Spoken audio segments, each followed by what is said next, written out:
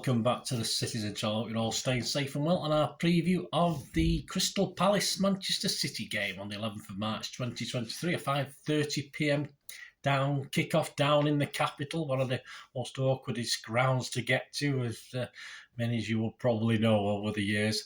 Yes, at Selhurst Park. Match day 27, so please welcome to the preview. Have a look. Yeah, thoughts on how Palace are doing, how we're doing here, and a Pepsi 11. I've took a bit of a chance this week on it, but we'll talk about that later. And of course, all the latest odds and what might be worth a little flutter if you're that way inclined. Right, let's get on with this. Please, if you are new to the channel, push that subscribe button, push the bell notifications. Great to have you on board. Everything City, past, present, and forever, of course, or as long as I'm still standing and can do it anyway, that's for sure. And please, if you are pushing buttons, or you've already pushed the buttons, push that little like button. I'm trying to get about 25. It's a big target at the moment. I'm hitting around about 20-ish. Please get me to 25 likes or thumbs up.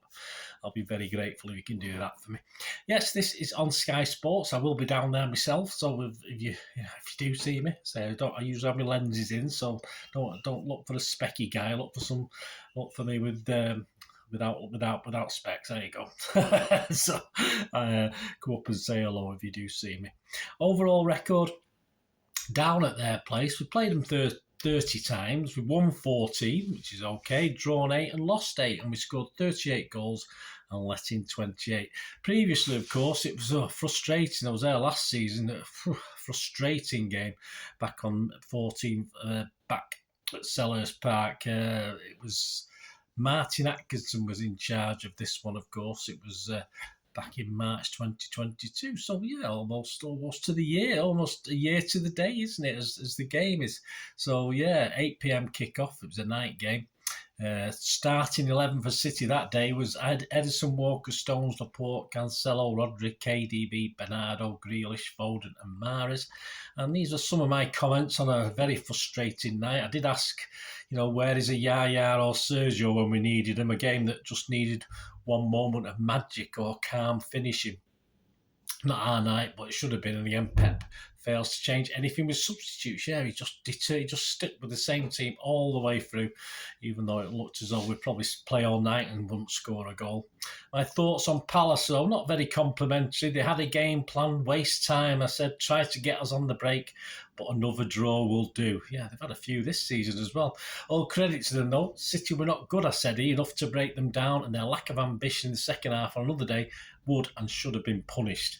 But in the end, they got the minimum they wanted and could have nicked it, which would have been a travesty. Yeah, I think they had a very late chance to nick it, didn't they? Silky Vieira certainly knows how to send a team out to play anti-football. I don't think I was very happy after that game last year, guys.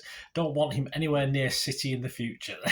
There you go. Well, we might have another gentleman just over in the Pennines, might we? Up there in the Pennines, perhaps for a future City manager rather than...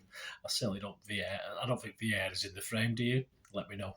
Right, the man of the match that game was John Stones. It'd be nice to see him starting, won't it? But we'll see. Can't be far off now, can he? But I think it's perhaps still a little bit early for him. In charge of this one, well, we've got one of our least experienced referees, but at least we haven't been beaten. At least we've won every game he's reffed so far. Robert Jones, he's reffed us 5 times, all City wins. He's shown 6 yellow cards to City players and awarded City 3 penalties. So more of that, please, Robert. Last time was the City 3 Villa 1 game on the 12th of February 2023. His linos are Ian Hussin and Dan Robotham. 4th official, Thomas Bramall. And on VAR, we've got Neil Swarbrick. Yes, he's retired from refereeing, but he still does the VAR. And doing Mr. Swarbrick's tea and biscuits on the day, his assistant, because I don't see what else they do, Steve Meredith assists Neil Swarbrick. Brick. Yeah, I think it's Brick, isn't it? Not Brook. Right, so how are they doing? How are Palace doing so far? Well, I did say they've been drawing a few games. They currently sit 12th. 25 games played, just 27 points. The last win was way back on New Year's Eve, a 2-0 win at Bournemouth. Since then at home, They played 5, drawn 4, and lost 1. I dread to think if it ends up like last season with the tactics from Vieira. Away, they've drawn 1 and lost 3, so at least they can sort of hold their own at home, but they are struggling away from home. The current top scorers and assisters: Zaha's got 6 goals, 3 assists. Edouard, 5 goals, 2 assists. Easy, is it? E-Z-E, Ease, 4 goals, 3 assists. And Elise, 2 goals and 5 assists. And pressure is mounting on Vieira. Yeah, there were apparently boos on Saturday after the defeat to Villa at Villa Park from their own fans. But okay, they did finish that game with 10 men. But without a win in 2023, there's no doubt that the fans are not very happy at the moment. And that's for sure, although Vieira is remaining positive, as you'd expect him to. But with just 9 goals from open play all season, and this poor run since the World Cup, that 12th place could soon be disappearing if they don't put their ideas up.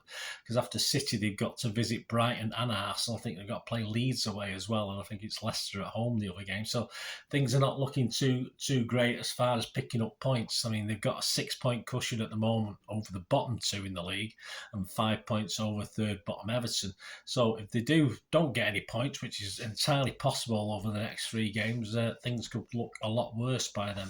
I don't expect Vieira to play much different to last season, in fairness. The dismal draw at Selhurst, and what we need to do is get an early goal or 2, and obviously the fans will, all right, you have that bunch behind the goal will probably still sing, but the fans will be moaning and groaning even more, hopefully, if we can do that. But as ever, I think this is all down to City again. How about us? We've got to take our chances, haven't we? With Arsenal away at Fulham on Sunday, it's up to us to keep the pressure on and win this game. We've got just simple as, and they're all must-win games now. We're getting to the last 12 games of the season, and we've got to take this opportunity ground where, although we're not done so well the last couple of seasons, we're pretty doing all right up till then. So let's not think of it as a bogey ground or Palace as a bogey team. We can turn them over at their place. We've done it, but as I say, we've just struggled a little bit the last couple of seasons. A competent win, I think, against Newcastle last week. How will our 11 line up? Well, it'll be a finely balanced team with a Champions League game just 3 days away. Of course, Leipzig is Tuesday, so Saturday to Tuesday, and it's obviously Saturday night. Excuse me. Surely, though, Pep will play his strongest 11, but the thing is, he probably has more than options on his strongest 11 at the moment. It's probably a strongest 14 or 15, which bodes well as certain players have come back into a little bit of form. I mean, the team against Newcastle was one of his strongest lineups. A couple of big people left out, of course. Well, if you look at the players, obviously, I did initially put this together before certain things come to light about Mr. Walker, but Walker or Lewis, it is hard to separate them both with the trip to Selhurst, and it may require an older head. But obviously, with this coming out about Walker now in a little bit of trouble off the pitch, will it force Pep's hand to play Lewis? This is what I'm thinking now. And this is something we don't need. Walker is still a key part of our defence, and this is just something we don't want. Just something we don't. It's awful. It's just something unnecessary that we don't want. I mean, he's not a young lad, Walker. He should know better, but we know his character. He's been in trouble before, of course he has. But I think that might have an effect. Certainly short term, long term, who knows. Pep went with Gundo, but the arrival of Bernardo for KDB, no doubt for me, changed the dynamic against Newcastle on last week. But the only chance for both Gundo and Bernardo to play for me is if KDB doesn't feature. I don't think you're going to see KDB, Gundo and Bernardo unless he changes Bernardo's role a little bit more, makes him a little bit more of a plays him more up front or something like that. But it's not happening too often. But that's where I like to see him. I mean, Pep obviously. Pep has defended KDB, the option of dropping KDB this week, but he's defended his play. But is it time to rest him? Is it time to give him a rest and do City at the moment possibly look a little bit better without him? Murmurings, of course, of Laporte leaving and a fit again John Stones adds spice to the centre-back options. Of course it does. I just think it might be a bit too early again for John Stones, although I'll be delighted if he does play. One of my favourite players, of course. Diaz should be set in stone, I think, for his presence. It's as simple as that. And Akanji is always an option to be rested because he's had a fair crack of the whip, and I don't think he'll be too disappointed. He will be disappointed, but he knows it's a squad game, and if he does get rested, I don't think he'll be that as bothered as some other players like Laporte, for instance. And unkindly, some City fans are having a go at Akanji. I think that's very grossly unfair. Which, I have no idea what that's all about. He's very rarely let us down. Perhaps he's not as direct as other players, but no, he's done what we've asked him to do, and that's all he can do. Foden generally appears to have a foot problem because he said he was in a bit of pain after the Newcastle game. So that is a little bit of a worry. And certainly will be a worry later in the season. Does this thing need an operation? Is it that bad? Because it seems to be if he keeps getting pain after it. So obviously with the last third of the season, this is where we need his energy and quality. So hopefully it can be sorted out. But at the moment, Foden's playing very, very well. We need him on the pitch. Grealish is getting rave reviews. Of course, he is now. But again, Mahrez hasn't started any of the last 3 Premier League games, so where does he stand? He's played a couple of cup games, but no Premier League games. Rumours, of course, that Alvarez is unhappy as well. I think these are just rumours, but he will still have to bide his time. I don't see him any direct start in this 11 at the moment. And Haaland will surely be around to rough up Palace. We can't see Haaland starting on the sidelines. So there you go. On that basis of those little queries I've thrown out there, I've put together an 11. I took a chance with this one. Sort of two of the picks, for instance, I have put Lewis in rather than Walker on the basis of what happened. I did have Walker in my starting 11, and of course midfield. I've done the unforgivable, perhaps, and dropped KDB. So here we go. This is my 11: Ederson, Lewis, Diaz, Laporte, and Ake. Rodri, Gundo, and Bernardo. I think that's and allows Bernardo to get more forward that with Rodri and Gundo there, which I think is ideal. Foden, if his foot's all right, Haaland and Grealish. So, of course, Mahrez is missing out again. But there you go. I've been a little brave. I think I would automatically put KDB in there, but then what would you do with Gundo and Bernardo? Which one would you play? But as ever, Pep will make those decisions. This is my thoughts on what I'd like to see, and I think that's teams capable. My prediction, I think that's teams capable at least a 2-0 victory. I'm hoping for another clean sheet. I'm hoping for the second clean sheet on the trot, so I've gone for that. Andy Morrison's gone for a 2-1 victory. At Palace, he did get the Newcastle one spot on. He did say 2-0 last week, so perhaps as long as it's a win, I don't care. They can have the one goal, but I'll go for 2-0. Andy's gone for 2-1. Anyway, let me know your thoughts. Let me know your thoughts on the lineup. Right, before we go, just a quick look at the odds on this game. All these odds are as at the 6th of March 2023, and as I said, if you shop around, you might get slightly better odds. I've tried to average the odds out at what's mainly available. And yes, to win the leagues, City were favourites last week, but now Arsenal have gone back into favouritism with that wonderful comeback last week against Bournemouth, against near the bottom of the table Bournemouth. But there you go, that's what the bookies are like. Arsenal are 10-11 on. City are evens to win the title. Next to lead manager's job, even though Vieira's under a bit of pressure, he's still only the 6th favourite to be next out of the door, 20-1 from the Premiership. So he seems fairly safe on that basis. And relegation, as I said, if they lose the next, they don't get any points from the next 3, which is entirely possible. But Palace for relegation are still 8-1, so that could alter if they don't get anything out the next 3 games.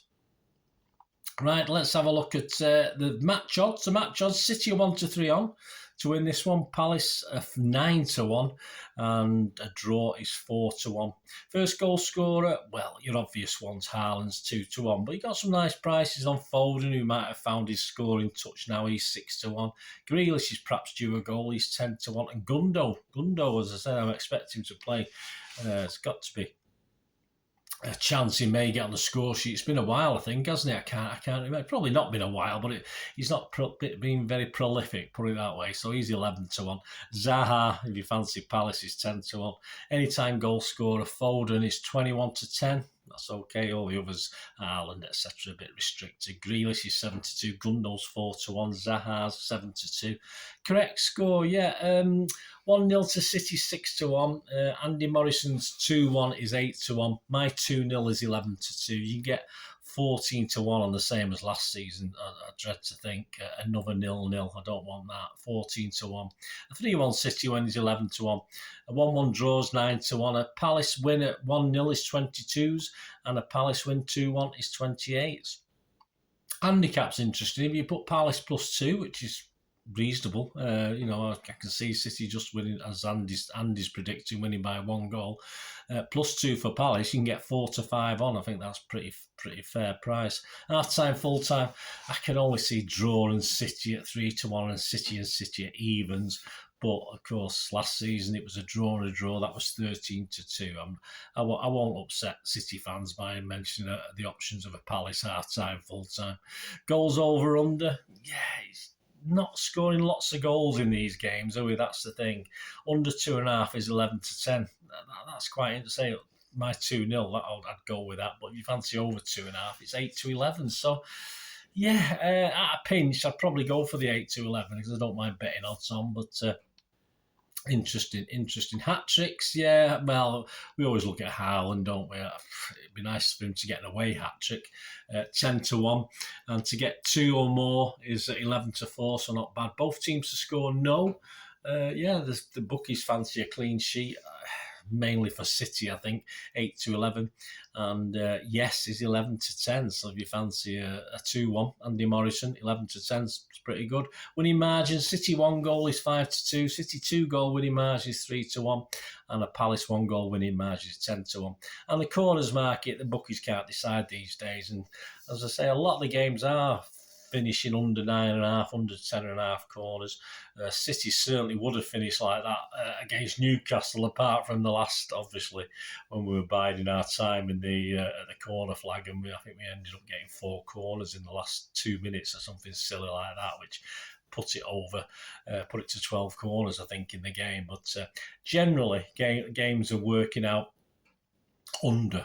So, I mean, under 9.5 and over 9.5, you can get 5 to 6 on. So whatever you fancy. Got a 50-50 chance, basically, of almost getting your money back. So, have a go at that. Well, there you go, guys. Let me know what you're having a go on, what you fancy, any of you. And let me know after the event if you win anything or what you fancy. It'd be great to hear back from you.